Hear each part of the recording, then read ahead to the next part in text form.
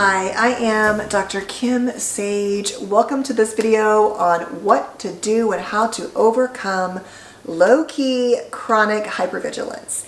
If you're new here, I'm a licensed psychologist and my channel is really all about trauma work and attachment wound healing and just understanding our lives and relationship through the lens of how our nervous system and our attachment system interact.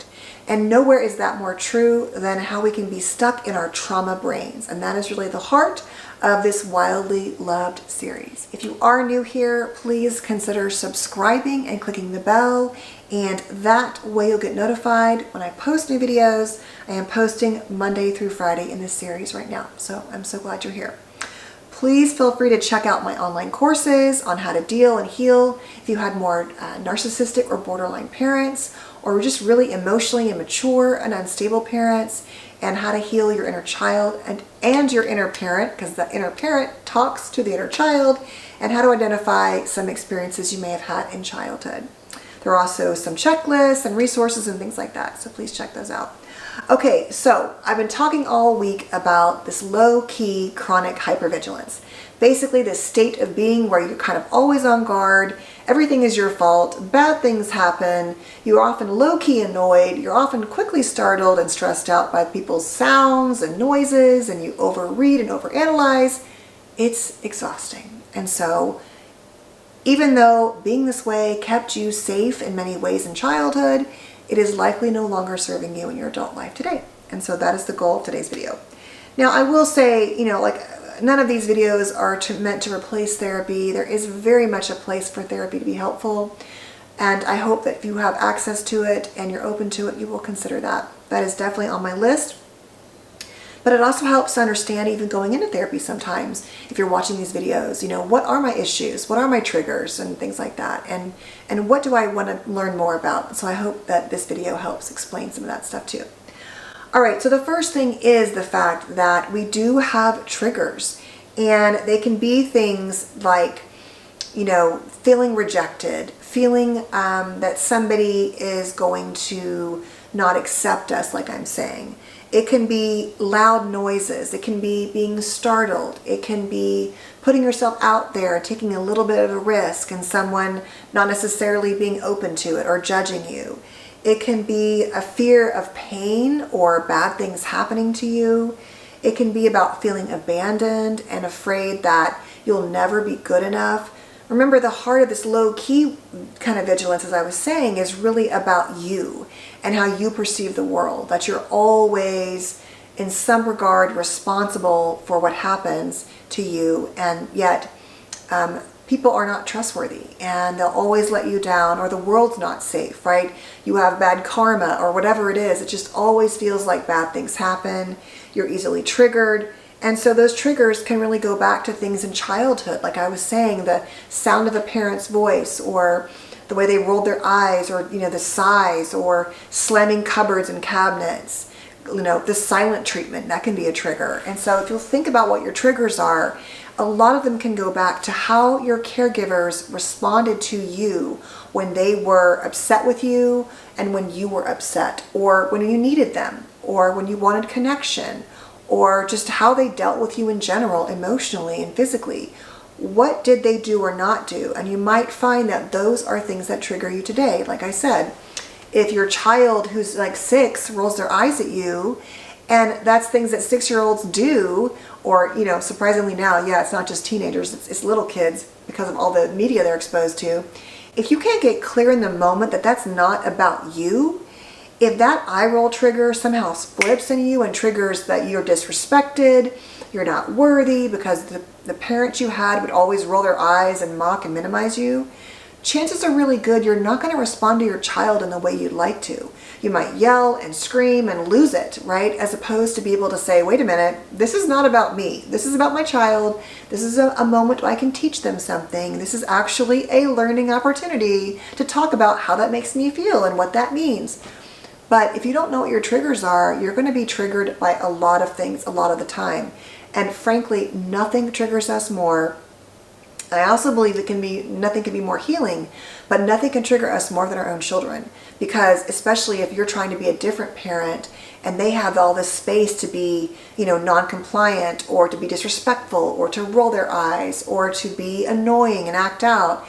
And you don't want to parent like you were parented, where you were sent to your room alone, or you were worse, disciplined in ways that you don't want to do to your child.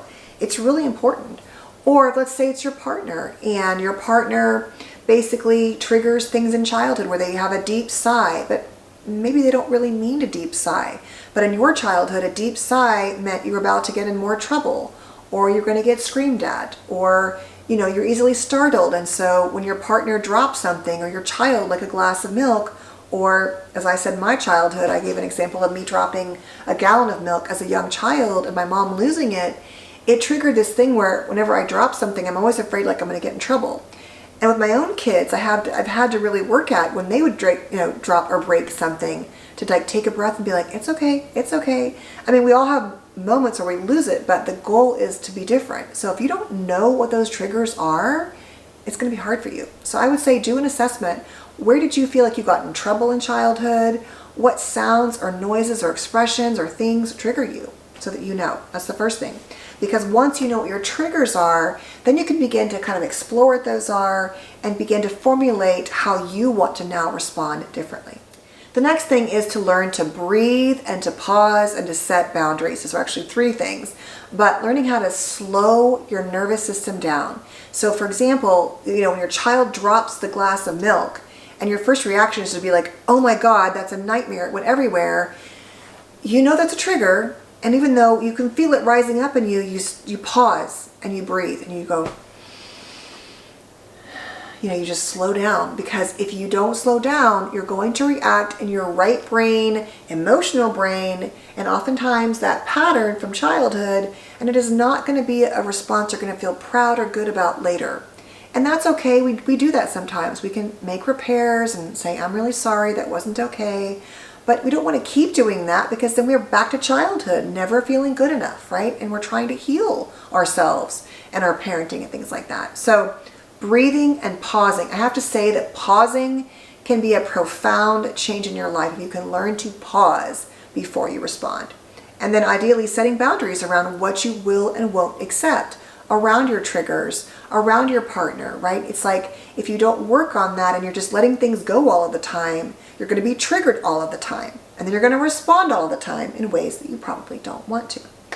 The next issue is to learn at the core how to deal with your body. To understand, as I keep saying, that trauma lives in the body. It is in your nervous system. You came out of the womb, you had a caregiver with their own attachment patterns and their own nervous system responses. And right away, you learn to read at all times inside your body, and you're reading them and outside in the world, what is happening at all times. And so, for example, if your caregiver was anxious and yelled a lot, and just always like up here, you had to deal with that all of the time. And so you internalize that in your DNA and your cells, right? It becomes a part of who you are. And so you operate like this too. So it's really hard for you to take it down, to become more calm and more aware of your responses, to learn to hit the pause button, to slow down, right? So that work on your nervous system using polyvagal theory techniques, guided meditations, guided imagery, as they say, breath work. There are so many ways you can learn to heal your body. That is, you must do this one. You cannot do anything else without incorporating body work, like I'm saying, whether it's breathing, mindfulness, polyvagal techniques. You can check out these videos I posted last week on a lot of ways to self-soothe. These are incredibly important, and I cannot say it enough. This is a trending thing that we've learned more in the last 20 years. We have to work on our nervous systems and our bodies, okay? And the last two are really obvious. They are therapy and potentially medication. Now, I am not a psychiatrist, I'm a psychologist, and I'm not somebody who is a huge believer one way or the other. I think you have to make your own decisions around medication. But for many people, they just, with all these things, they still can't get there. So that's something you would want to get assessed separately. But I just want to offer it as a tool that people use. But by itself, still not enough. You're going to want to work on your triggers. You're going to want to work on your nervous system. Just taking medication won't do it alone. And it definitely won't keep you responding the way you want. The goal is to slow your nervous system down that way and to maybe help pause. But so that you have then access to the tools to also make the relationships better for yourself and others.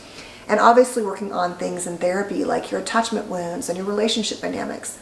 All of that can be so helpful, and you can also work on the body techniques in therapy as well. So I hope you found this video helpful. I hope you will know that I know it is not easy to work on these issues, and even just beginning to understand, wow, that is how I operate, and it is a very stressful way to go through life, and I am worthy of feeling better and healing, and just getting the tools to know what to do to get myself out of these difficult situations, and so and relationships. So I hope this week's videos were helpful.